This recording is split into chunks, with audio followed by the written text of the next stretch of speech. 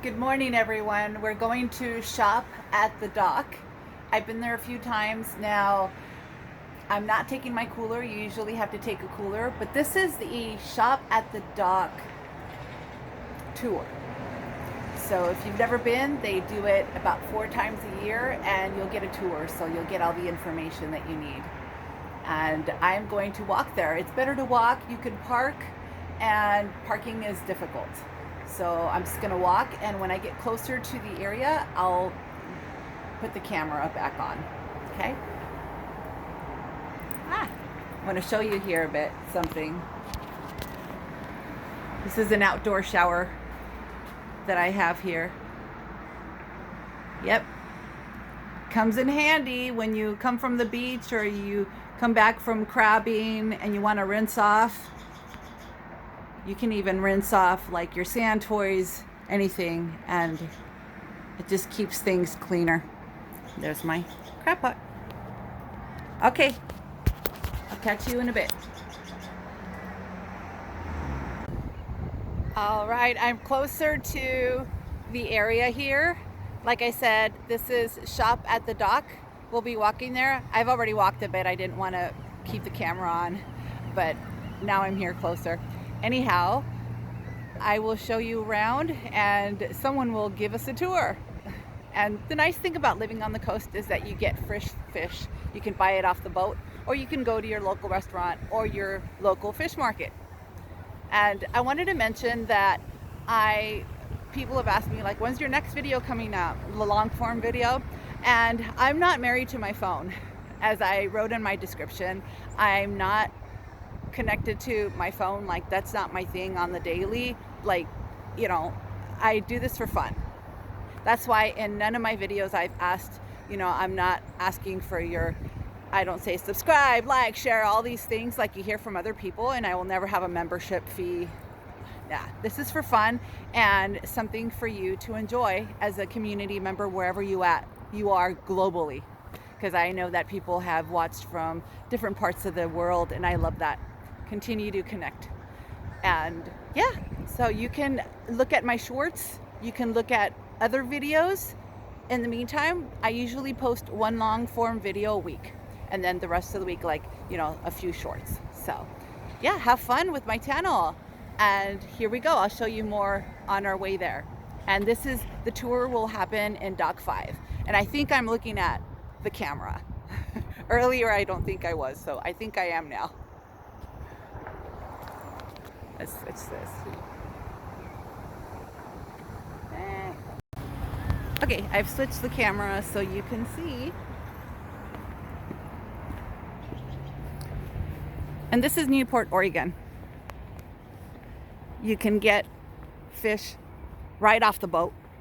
The fishermen are there with fresh seafood. And you've got a lot of options. And you can usually get it on Dock 3, Dock 5, I believe Dock 2 as well. And like I said, you're going to get more information as part of this tour. And this is what I call the eve to autumn, the eve to fall. Yes, on the calendar, it's still summertime, but on the Oregon coast, right now, it's like the eve to our fall. And it'll start getting sunnier and warmer, like in a few hours. But right now it's morning, and sometimes you do get sun in the morning. Sometimes you get this.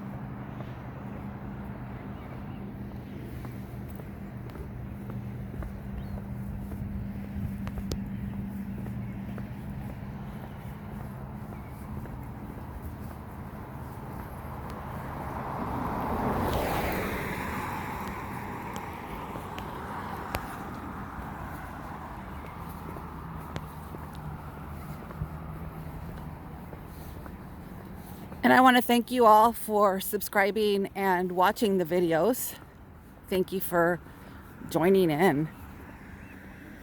And like I said, when I hit my 500 subscribers, I'll do my first live.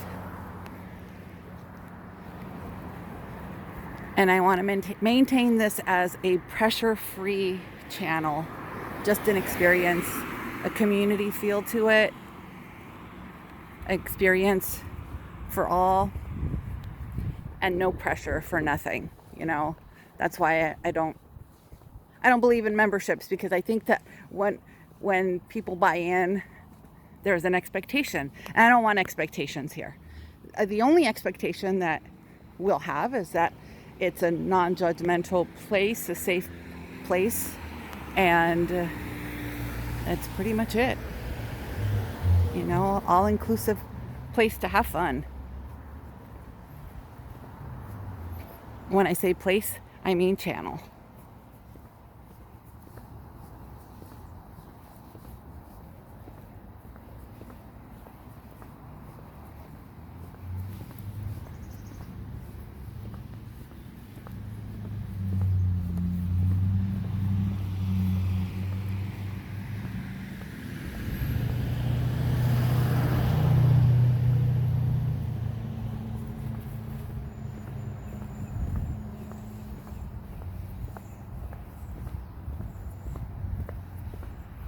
So yeah, it's recommended that you bring a cooler and ice when you want to shop at the docks, especially if you're not a local and you're driving a lengthy ways.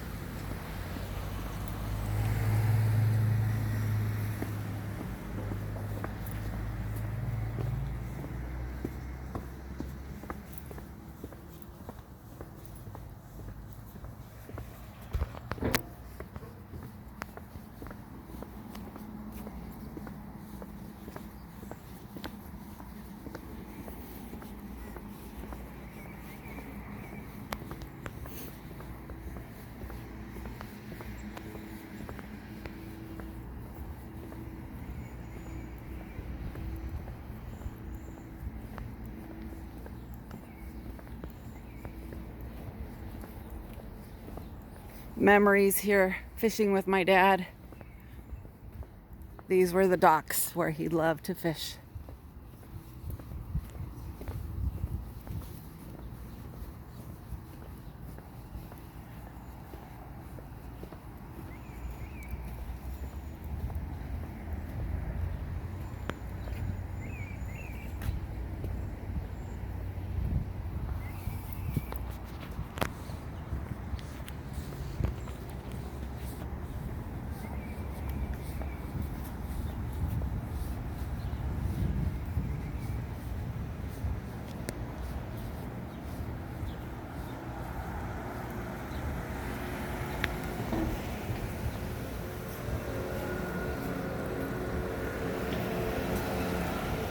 Excuse me.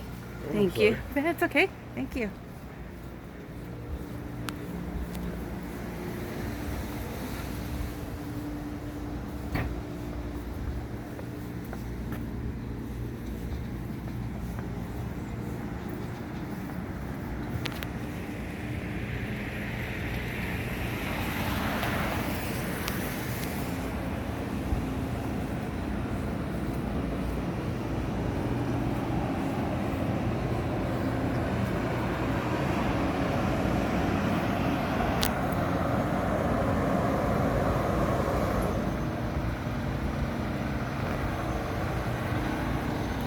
And yes, I know some of you will probably comment that the phone is moving too much or the camera is moving too much. I do know that. I am a novice at this, and that's okay. That is fine. Welcome to the Novice channel.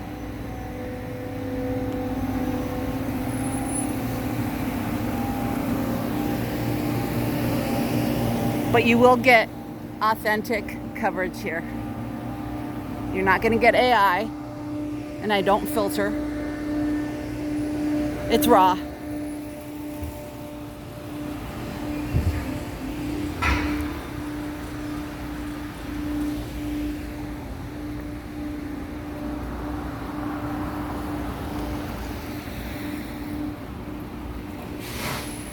This is a Pacific Seafood Company where they bring in seafood, they clean it and all of that to package it up.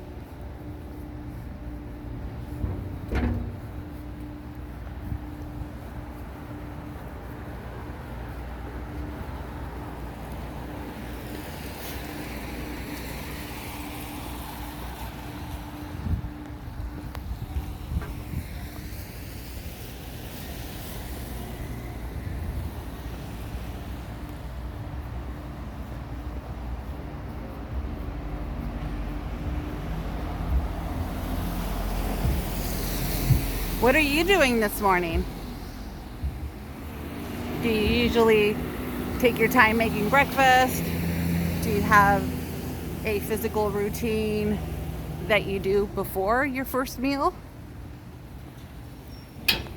For those of you who are parents, it involves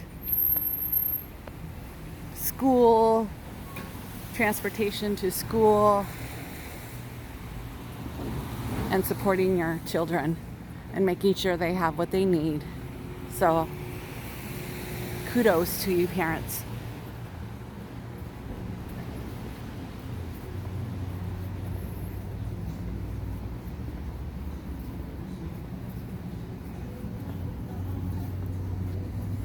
It is a Friday, and the shop at the docks happens, I believe it's like 4 or 5 times a year on a Friday at 9:30 a.m.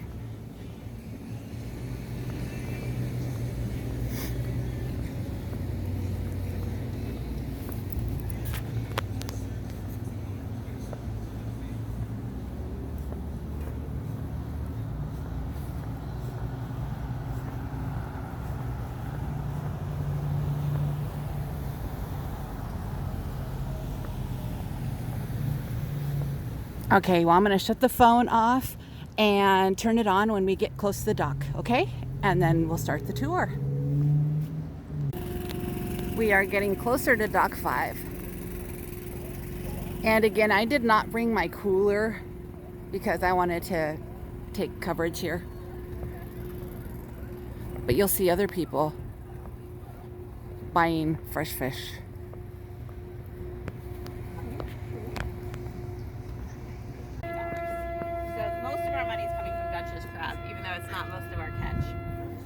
And then the purple, it's pink shrimp, so it's always a decent chunk of both what we're catching and where we're bringing in money, as well as albacore tuna.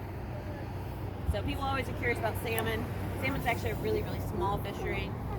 Last year we caught about 283,000 pounds, and that brought in just over $1 million. So this is just for Newport. And I'll also just point out, last year we also have this red piece right here. That's a market squid. Market squid is kind of an emerging fishery. We see it some years, we don't see it some years. We're expecting with our El Nino and our heat waves that 26 and 27 will probably be big market squid years. Market squid is also known as calamari. It's what we use to make calamari.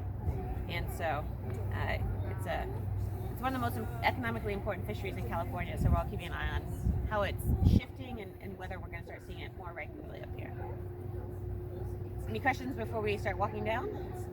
Okay. Is it true that our fleet, although Astoria brings in more than we do, we have a larger fleet here than they do? Is that accurate? That is probably accurate. We have definitely more diversified fleet here, so in terms of total number of vessels, yes. They're bringing in more because they have large midwater trawlers, and so when they're going out, they're catching large quantities at once, but with fewer vessels. Right. Yep.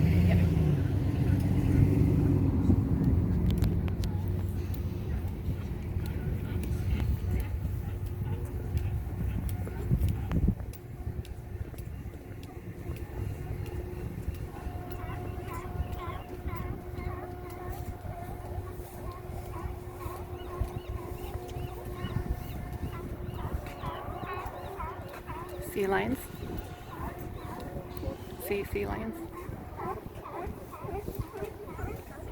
People significantly closer to the sea lions than they should be. Yeah. Don't let Big see that show. Yeah, you're not legally allowed to be that close to the sea lions, nor is it smart to be that close to the sea lions. So.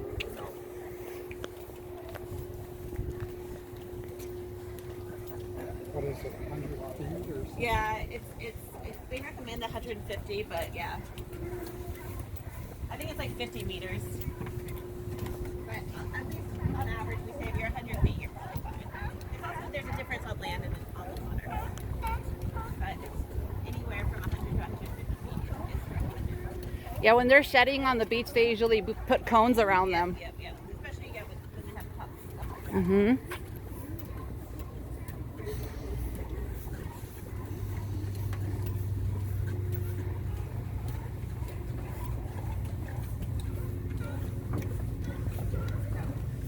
For some reason, there are more gulls down here than I think I've ever seen the entire time I've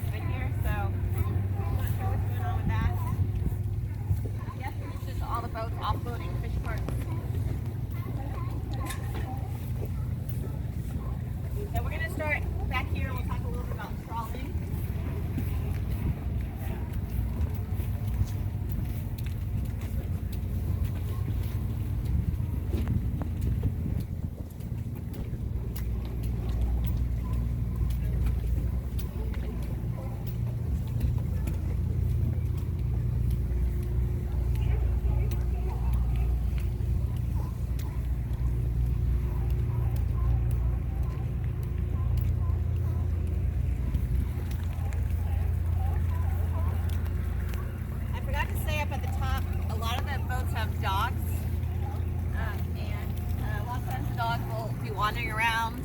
They usually ignore us. If they are friendly, they might come up and say hi. And there's also usually a lot of dog poop down here, so just watch where you're stepping. Yes, safety first.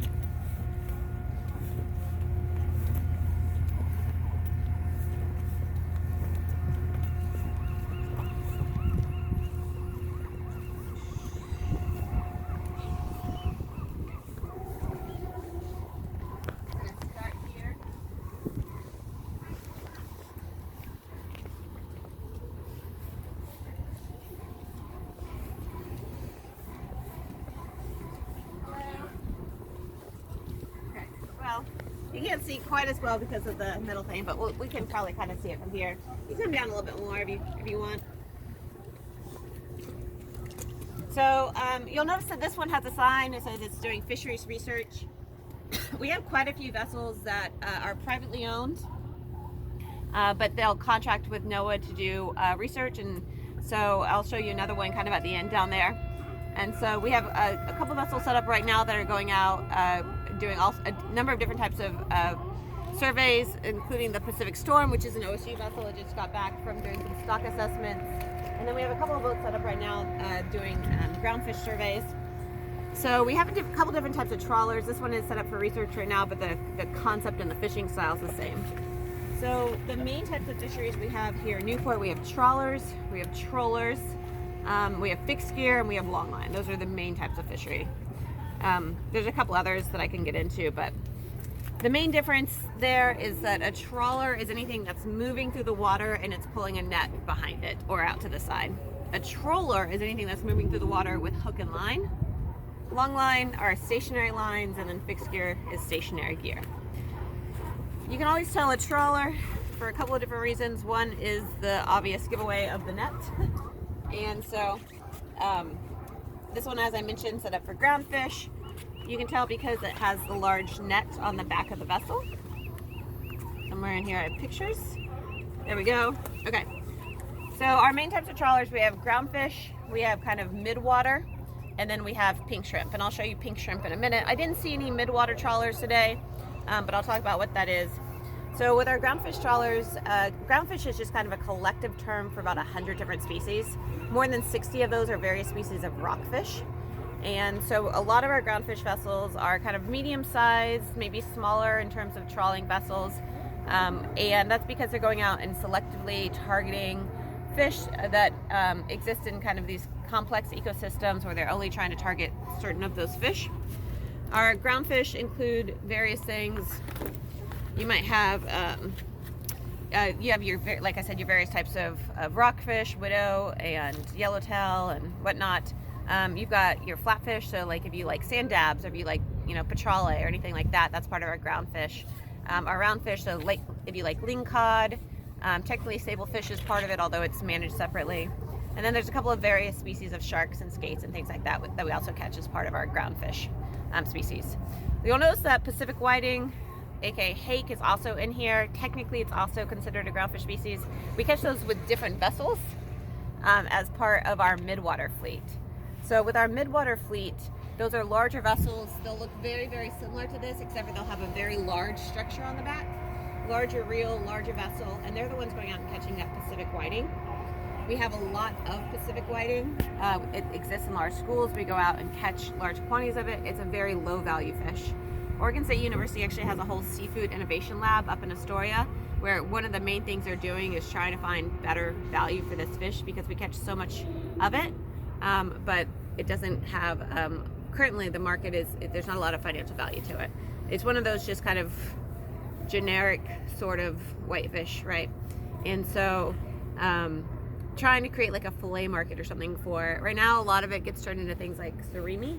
You guys know what surimi is? No. So surimi is, so the way I always like to tell people are like, oh, I don't think I've ever had whiting. And I say, well, if you've ever had a California roll, there's a good chance you have. Oh. Because California rolls are usually made with crab with a K. Oh. So surimi is just a kind of a fish paste. Essentially, it's a flavorless fish paste that then gets reflavored. And so we use things like cod or whiting or something like that, where we process the fish. You basically drain it, you put water into it, mash it out, drain it again, more water, mash, drain, until you end up with this very protein-rich, flavorless paste that you can then reflavor and shape into things. And so we turn it into things like imitation crab. But that can take quite a bit of processing without having a whole lot of return on investment, which is why it's not a very high value fish. So things like flea market require a lot less processing and you get a lot more value per pound. And so trying to create new markets for things like Pacific whiting. So you can kind of see this reel on the back. We can walk around a little bit if you want to get a better look at it, or I'll point it out as we walk this way, and I'll show you it compared, this sort of vessel compared to pink shrimp. The other thing I want to kind of point out is you see these metal things on the side here? Yes. Those are called doors. And so the way our trawlers work is, and it's slightly different for pink shrimp, which I'll show you, but for our groundfish vessels, they have a reel. The reel will, they'll put the net into the water, and then those wooden doors will go out on either side. So like as this net is going through the water, those these metal doors will hold the net open. And then a lot of our nets here have actually been specially designed, customized between researchers here, fishermen here, researchers across the bay, and then we have Foul Weather Trawl, which is a net shop right down the street. A lot of them have been customized so that the way they open, they actually will have various structures built in. So like if, for example, they're targeting round fish, they'll have different ways that the net will open in different chutes where they'll funnel out flatfish and things like that. So it allows them to more selectively target what they're looking for. Our groundfish fishery right here, our West Coast groundfish fishery, has 100% observer coverage required, which means every time a groundfish vessel goes out, they have to have an observer on board that's recording every species that's brought on board. They have an overall groundfish quota, but then they also have quotas for individual species within this groundfish complex. Some of those quotas are much, much smaller than others, and so they're very careful about what they're catching and how, because if they go out and they catch a species that they have a very small quota for, even if they have quite a bit of existing quota remaining, it can shut them down for the entire season unless they can find someone else that they can buy quota off of or trade with. And so they're very careful about watching kind of what they're catching and where. And that's because we had quite a few rockfish species that were over harvested about 40 years ago. We put in a lot of conservation measures. Those rockfish species have recovered extremely well. They are all either recovered or nearly recovered, even though some of the species weren't supposed to recover for like another 30 years. So have recovered well ahead of schedule, and we're slowly starting to open up the groundfish fishery and expand some of those quotas. But slow process because we want to make sure we're not over harvesting any of our species. I will say, I always tell people, if you like seafood, anything you want to buy from Oregon is great. All of our seafood is certified sustainable. I'm happy to answer questions about what that means and how we know, but I'll kind of walk us down to talk about pink shrimp and tell that story a little bit there. Thank you. I'm glad to know there's checks and balances with that, with the observers. Oh, yeah. Oh, good job. Yeah. Walk down here and talk about pink shrimp.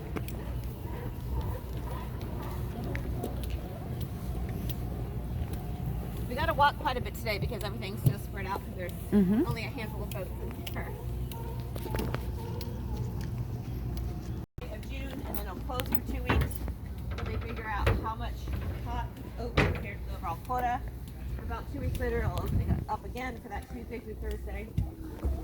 Depending on the overall quota, sometimes we have 2 openers, sometimes we have 3, sometimes we have 4, sometimes we have 5. This year, we've had 4. We might have a 5th one. And it's because there's only, there's a decent amount of halibut, but we're just not catching it. So some years we have like only 2 openers because there's a decent amount of halibut, but we catch it really fast. Sometimes there's just not very much halibut in any given year. And sometimes, like this year, there seems to be quite a bit out there, but our fishermen aren't catching it. And so I chatted with the Jacoby this morning, and they just got back from halibut, and not a great trip. Oh. And I've heard that from a lot of vessels. And so we know from surveys that the halibut's there, but it's not where it usually is. A lot of that could be because the oceans are pretty warm right now. We've had some marine heat waves. We're starting to see early effects of the big El Nino that's coming. Halibut really like cold water. That's why our quota tends to be smaller and our fish tend to be smaller. Halibut really likes, you'll get much larger halibut and larger numbers of them up in British Columbia, Alaska, places like that. So it could be that the halibut are just not where we traditionally see them, and that's why our fishermen are catching them. But so when the boat is out doing long lining, this is what the gear will look like. It's a pretty kind of, if you want to say, low-tech fishery. This is essentially the entire gear, and I'll kind of point out some things. This time of year, like I mentioned, you'll see quite a few boats doing it for halibut. The rest of the year, you might see 1 or 2 boats doing it because we also catch black cod, aka sablefish, this way. Sablefish, not a true cod. A lot of people call it black cod. But as I mentioned, long lining. This is the entire gear setup. You have those buckets where you have the line coiled into it, and then you have the hooks hanging over the side. And when they go out to go long lining, they'll take those hooks and they'll dangle them over the side, and then they'll put bait on them. I don't know. I think because of the moisture, some of my my little things are sticking together. They'll put bait on those hooks. There we go. Found it. Okay. So it's just those lines coiled up with the hooks over the edge, and before they go out, they'll take those hooks and they'll dangle them over the side, and they'll put bait on them, and then they feed those lines over the edge, and they'll just lay them kind of end to end. You can't see them because they're laying down, but as we walk by, I can point them out again. They'll mark the ends of the line with what we call flag buoys, and they are literally just buoys with large flags on them, and that's because they'll lay these end to end for 1 mile, 2 miles, 3 miles, and when they go pull it back up, they'll need to be able to kind of trace where they're laid, and so they mark that with the flag buoys. But they'll lay these down, the baited lines and hooks, they'll lay them down, they'll leave them for a few hours, they'll go back, they'll pull them up, and that's how we're catching halibut, and that's usually how we're catching black cod. We have a couple boats that also use pots. There's one that's in port right now, but we only have like 2 boats that are doing pots. Most people are doing long lining for sablefish and for halibut. So they'll leave the lines down a little bit longer for the halibut than they do for the sablefish. That's because sablefish are apparently very clever fish, and if they leave the lines down for too long, they'll come back and all the bait's gone, but there are no fish on the lines. And so they don't leave it quite long enough for the sablefish to figure out how to get themselves off the hook again. But halibut, they leave a little bit longer. Even though these are really just, baited hooks, pretty low tech, there is some research being done looking at various angles of the hooks and offsets to the hooks and things like that, that will help ensure they're only catching the species they want, because fish have different mouth shapes. You can actually angle hooks differently so that different fish can or cannot bite onto them. And so there's some research going into that as well right now. So Cool. There's some bycatch with this fishery, but it's all commercially valuable fish species. And so usually they'll either, if it's 1 or 2, they might just eat on board, and if it's more, they'll come back and they'll sell that along with their halibut or their black cod. So, and you'll also notice whenever we have long line vessels, they always have these like fiber mats. All of them have that. Apparently because halibut are a little bit on the slimy side, and to keep them from sliding all over the vessel when they bring them in, they put those mats down, put them on those mats. So this is a different trawler coming in, right? So the Windwalker's just heading out. It's set up for tuna, so I'm guessing it's heading out to catch some albacore. But there's some more vessels over there that we'll talk about. We typically get the larger vessels kind of on this back side, and then some of the smaller ones in there. And so we get a lot of trawlers over here and a lot of trollers over there. Is the tuna fishery all hand line or rod? It's so I'll show you, but it's all individual hook and line, but not necessarily rod. We have a handful of boats that do rod, but most of them are actually doing lines that are coming off their vessel. So I'm going to walk us down to the Nota K, but I'll kind of stop here just in case we can't see it as well when we get there. So while we're here, and I'll walk us right up to it, but if you can see, I'm pointing out the metal doors on the other vessel. This is a pink shrimp trawler. It's got wooden doors instead. And if you kind of look in between the wooden doors, you can see there's something that looks maybe like a round metal circle. Can you see that? Yes. Okay, that's the bycatch exclusion device that I'm going to talk about in just a second. Sometimes when we get up close, we can't see as well, so I'm just pointing it out now. But we can walk right up to it.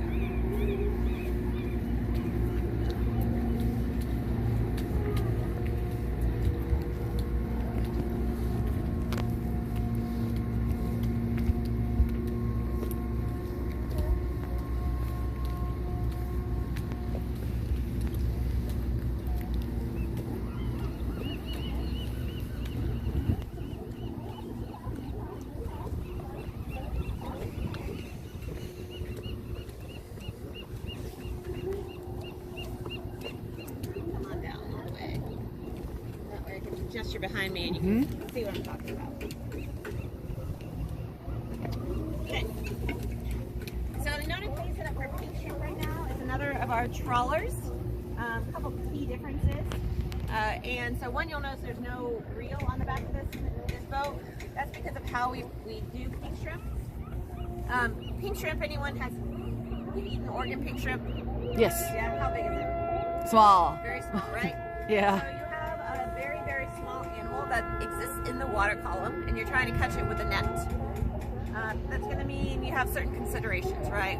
So if you're trying to catch a very small animal with a net, you have to make the mesh size of the opening of that net very, very small. Which means as you're pulling it through the water, you're worried about catching anything larger than a pink shrimp, which is nearly everything in the ocean. And so here in Newport, now decades ago, they kind of looked at what other shrimp fisheries around the world were doing and how they were avoiding bycatch. It's called bycatch when you're catching something you don't want to. And they realized that here, their main bycatch species were things like fish and sharks and things like that. Things that had pretty streamlined bodies, pretty easy to manage for. And so the very first thing we did in the pink shrimp fishery to make sure we were avoiding bycatch was the development of this Oregon grate. And so that's that round thing I was telling you to look at, but you can see it here if you're tall enough. Or you can look through this little opening here. So that is a large metal grate that's actually sewn directly into the shrimp net. So the way our shrimp boats work, because we have smaller species, smaller nets, instead of having a reel in the back or a large net in the back, they actually have these big outriggers that go out on the sides, and they have a net that's attached to each outrigger. So most of our shrimp vessels are what we call double rigged. So they're still moving through the water with the nets behind them like all of our trawlers. But instead of having one net in the back, they have nets out on either side. So they'll have two nets. Because of that, instead of having those metal doors like we talked about on that vessel, as you can see that metal door, they'll have these wooden doors, and there'll be 4 of them, 2 on each side. Every time this net goes into the water, they want it to go into the water the same orientation. And so it's got the metal doors providing resistance on the sides. It'll have floats at the top, and then it'll have some sort of weights at the bottom. That means there's always an up and a down, and that means that when they have this grate sewn into the net, they also have basically a large hole or opening sewn into the top of the net right by it. That grate is going to be angled slightly, and that means that if anything goes into that net that can't fit through the grate, so anything larger basically than a pink shrimp, it'll get gently pushed out of that net back into the water and can swim away on its own. So that alone has significantly reduced the amount of bycatch we have in our pink shrimp fisheries. So, you know, just preventing anything from going kind of to the end of the net. And that was great. That alleviated almost everything that we were catching. But there were still a couple of very, very small fish that were getting through. And one of those species that was getting through to the into the net was something called Yulicon smelt. So Yulicon smelt is an anadromous fish. Do you guys know what an anadromous fish is? Do you? Go for it. What is it? Spotted freshwater. Exactly right. Yeah. So anadromous fish is something that is born in freshwater, lives its life in the ocean, then goes back to freshwater to spawn. What's our most famous anadromous fish? Salmon. Yeah. So Yulicon smelt, less commercial value, but it had a lot of cultural value and actually had a lot of nutritional value for coastal tribes. It's an anadromous fish, but it tends to return up into freshwater systems much earlier, well, a couple weeks to a month or so earlier than salmon. And so it was one of the very first food products to arrive back after a harsh winter.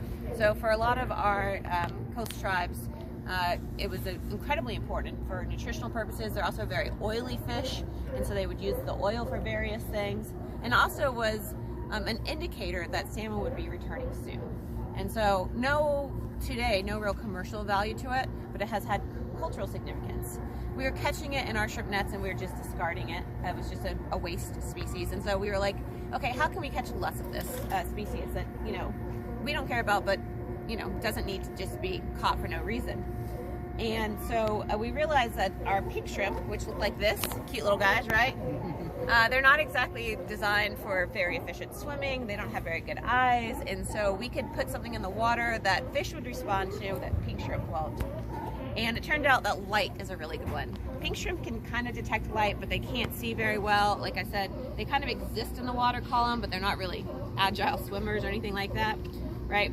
And so by putting little pressure activated LED lights on that foot rope, so that entrance to the net, as the net's being pulled through the water, the fish will see that light, they'll respond to it, they'll swim under the net or around the net. Wow. Rather than into it. So all pink shrimp vessels, you can tell they're pink shrimp because of these wooden doors, the nets when you can see them, and then this big metal contraption on the back. I don't know if you guys can see that. It's called a shrimp hopper. Basically what happens is they pull those nets in, they dump the shrimp in there, they let it fill up, and then there's a conveyor belt that the shrimp will go through and then into a hold in the bottom of the vessel. Surveys for specific species or trying out new gear or something like that. So sometimes you'll see modifications in here that you wouldn't see when it wasn't out for research. But the vessel itself is, I mean, this is what you would see for a typical groundfish vessel. Those smaller metal doors that reel in the back. If this was doing midwater, it was doing whiting, much larger structure on the back. That metal structure would be much larger, and those metal doors would be much larger.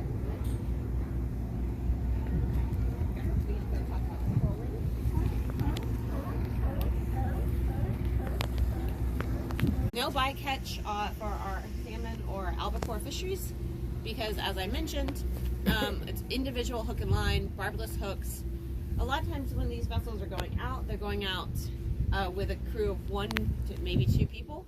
Some of our larger tuna vessels might have slightly larger crews, but a lot of these smaller boats, it's 1, maybe 2 people going out at a time. And so they'll have the boat more or less on autopilot, and they'll be standing in the back in this troll pit. So there's a deeper section right at the end where they'll stand, and that's where they're pulling those lines in when they get a bite on it. So pulling them in basically 1 at a time, dispatching the fish, and then freezing it. Depending on the vessel, they might have an ice freezer, they might have a blast freezer. In tuna boats, you also have a brine freezer, so that's salt water. They're using brine. You can also tell when a boat is doing albacore. In fact, we can look over there and look at that boat and talk about it, because they'll usually have large bags of salt on board the vessel. If you remember your high school chemistry, the freezing point of salt water is lower than the freezing point of fresh water. So they create these saltwater slurries where they'll take big tubs of water and ice and lots of salt, and they can bring that water temperature down to about 0 degrees. But keep it liquid, and so they'll bring in their albacore, they'll bleed the fish, they'll put it in that slurry, they'll pull out as much heat as they can, and they'll put it into their freezer. They try to keep the freezer as low as possible. If they have a blast freezer, it'll be -20 to -26, and that ensures that they can then sell to a much higher end market. They can sell to the sushi market if they have blast frozen their fish, and so there's some more exclusive markets that will only now take blast frozen fish.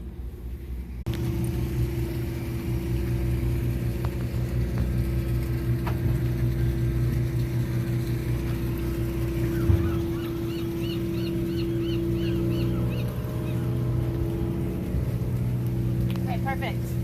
Okay, so they definitely just came in from albacore from tuna fishing. So I'll talk about that a little bit. So I'll point out some of the key differences. So all the tuna we're catching here in Oregon are juvenile albacore tuna. Similar size to our Chinook salmon, 10 to 30 pounds, 20, 30 inches, so very similar size. Little torpedo-shaped bodies, very athletic, very fast fish. The albacore are unique because they kind of do a big annual migration. It's a lot more complicated than this because there's various subpopulations and they don't all do the same thing. The general idea, though, is most of them will start kind of spring time frame off the coast of Japan. They'll head across into the middle of the Pacific. They'll hang out for a while. This is where most of the adults are, and then they'll continue over here. They'll show up off our coast sometime in June or July. They'll hang out until September, October, and then they'll make that migration back. They're following sea surface temperatures and their favorite prey items. And so albacore season starts whenever they show up, and albacore season ends whenever they leave. And it's very much dictated by ocean conditions, not by us or management. Sometimes we get them 10 miles offshore. Sometimes these boats have to go 100 miles offshore.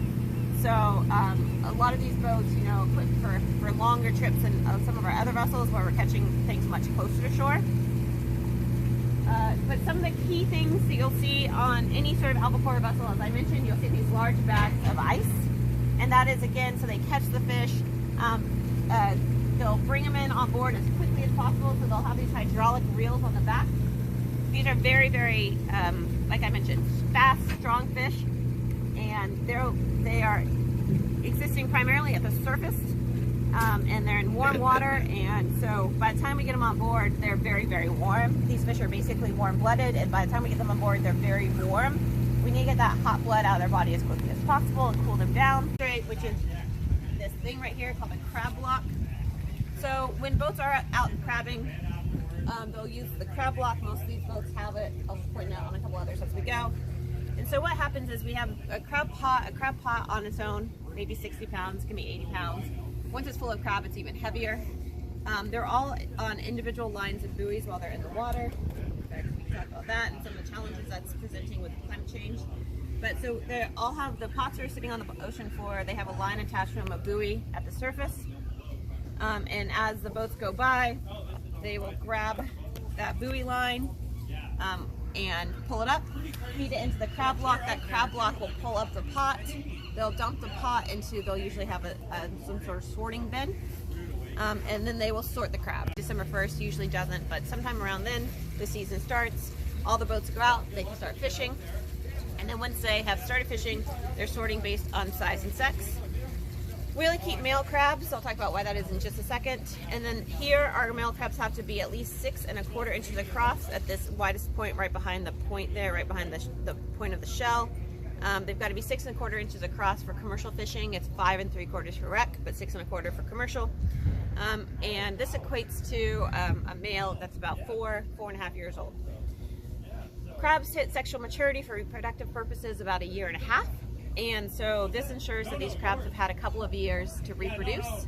That's really important because, you know, as heavily as we fish and as rapidly as our oceans are changing, the more genetic diversity we can have in the population of the Dungeness crab, the healthier the overall population will be and more resilient it will be. We also only keep male crabs. Really easy to sex a crab. You flip it over, you look at its belly. That's true for basically all crabs that look like this, true crabs. You flip it over, you look at its belly. Because the way, you know, anatomically crabs are built, all their reproductive organs are hidden underneath the abdominal flap or belly flap. And so for males, the belly flap's always long and narrow. And for females, it's always wide, and it'll go kind of across the whole, wider and rounder. And that's because that's where the females are keeping eggs and things like that.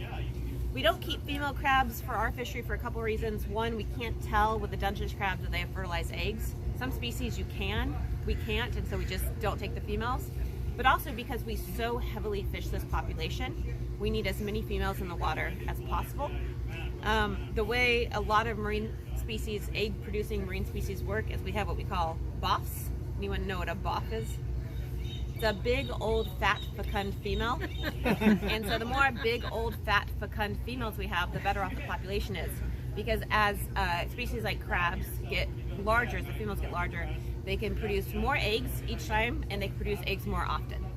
And so by having these old, fat, fecund females, you can have maintain a healthier population. The young females, just because calorie requirements, etc., can't reproduce as often, and they don't make as many eggs.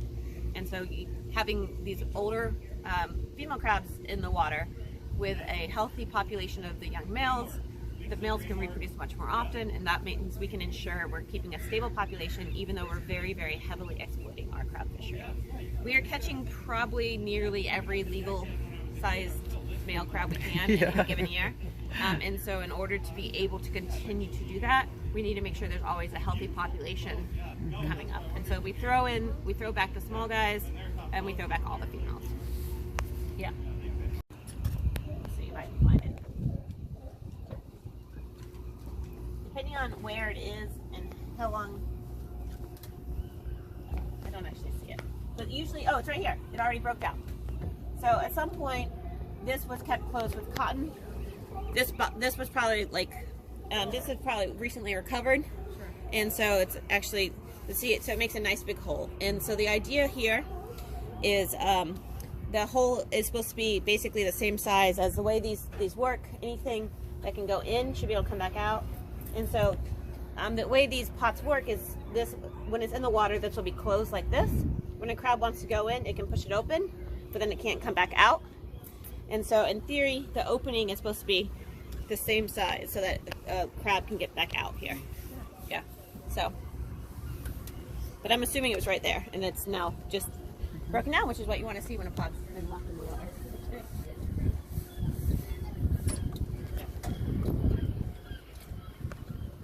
We can head up.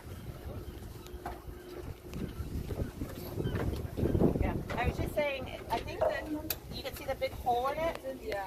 I think that's probably where the rotten cotton was and it broke down. You see this big hole in the side?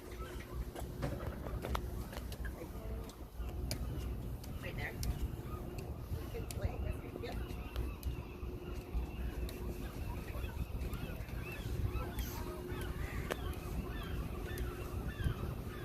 So what did you think about the Shop at the Docks tour? Thank you, Angie, for being a great facilitator. You gave us a wonderful tour. I learned a lot. Thank you. I wanted to show you here. This is where you can shop at the docks. I didn't bring my cooler. I'm going to show you. Here you go. So if you bring your cooler, or if you are local and you're just a few minutes away, you don't need a cooler. Possibly, especially if you're going to cook your fish right away. But they have, as you saw in the tour, you can get your crab as well.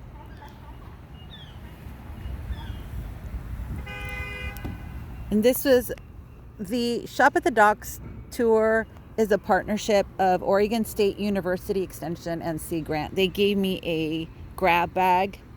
Do you see the bag there? Let's see. Here we go. You see that? And because I filled out an evaluation, I received a bunch of goodies. Well, I got a free, and let me show you here. Let me turn off the camera so I know what I'm capturing. Let me turn it over. Yes, and I gave Angie and the program a stellar evaluation. I believe in evaluation karma for those of you who are trainers.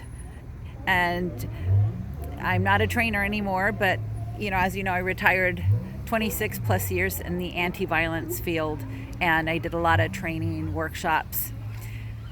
Evaluations were a way to show your funders and the community that your program and your education has outcomes, that it's working, that people are learning. Anyhow, so I gave her a really good evaluation because she did such a great job. And yes, I do believe in evaluation karma. So if you are a trainer and you are attending a Train the Trainer or someone else's training, remember, be supportive. And this is what I got, because everyone who filled out an evaluation received a bag with swag. If you filled out an evaluation, you got a free can of albacore tuna. Here we go. And you can buy these here on the dock. There are shops where you can buy these. Some of you in New York, I've sent you some of these. This is where I get them, at the shops here, local. And what else did I get? This is cool. Yeah. And functional. I love it. And then just some more information reiterating what we learned and additional resources. I had a really good time and I did learn a lot. I hope you did as well.